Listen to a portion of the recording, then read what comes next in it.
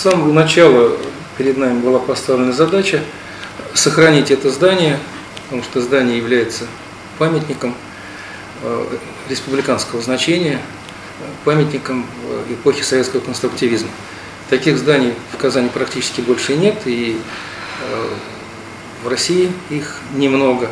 Здание очень интересное, оно находится под охраной Министерства культуры, соответственно, сразу с нами заключили договор, который называется «Охранные обязательства». Там мы хотели, у нас было огромное желание сохранить книжный магазин в этом историческом здании, но сохранить его в тех объемах, в которых, каким он был там, в 90-е годы, очень сложно. Прежде всего, этот проект коммерческий, перед нами стоит задача окупаемости проекта, и, открыв магазин, мы бы, к сожалению, эту окупаемость могли бы никогда не достичь, а финансирование нам на это никто открывать не будет. Поэтому мы предложили Таткнигоиздату небольшие площади, это порядка 50 квадратных метров, которые на первом этаже есть, предусмотрены.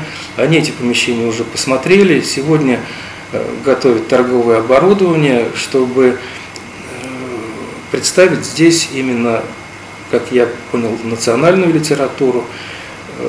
Так что мы им предложили очень льготную цену, такой, которую на Баумана на первой линии, на первом этаже, они бы никогда не нашли. Вот. Так что я думаю, что задачу основную мы все-таки выполнили. И один из конференц-залов, который мы подготовили, вот является этот зал, который называется «Клуб Тукая». То есть мы его будем использовать сами как конференц-зал, да, соответствующим образом оформленный, а писатели, которые в курсе того, что мы его восстановили, мы регулярно общались с Союзом писателей, да, показывали им, что это такое, консультировались с ними, знают, что это восстанавливается, они обещали принять участие в открытии этого зала, по-моему, даже какую-то программу свою хотели под это дело подготовить. Мы сразу им сказали, что для каких-то их отдельных мероприятий залом будет выделяться, и они могут им пользоваться.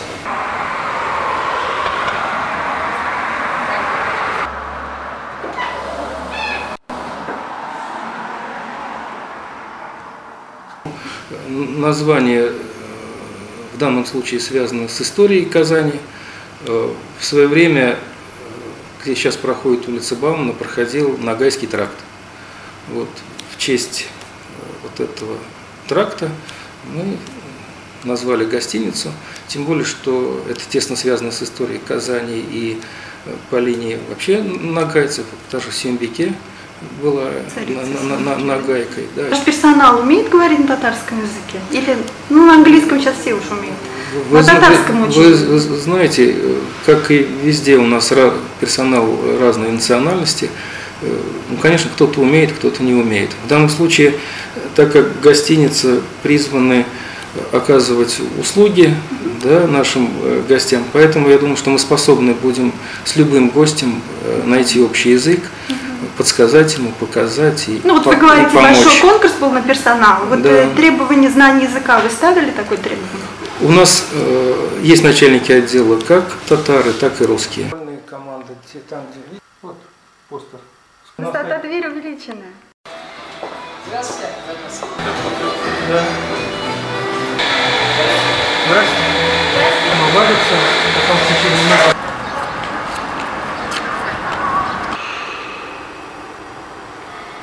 Вот эти самые кессонные потолки, которые нам было очень тяжело сохранить.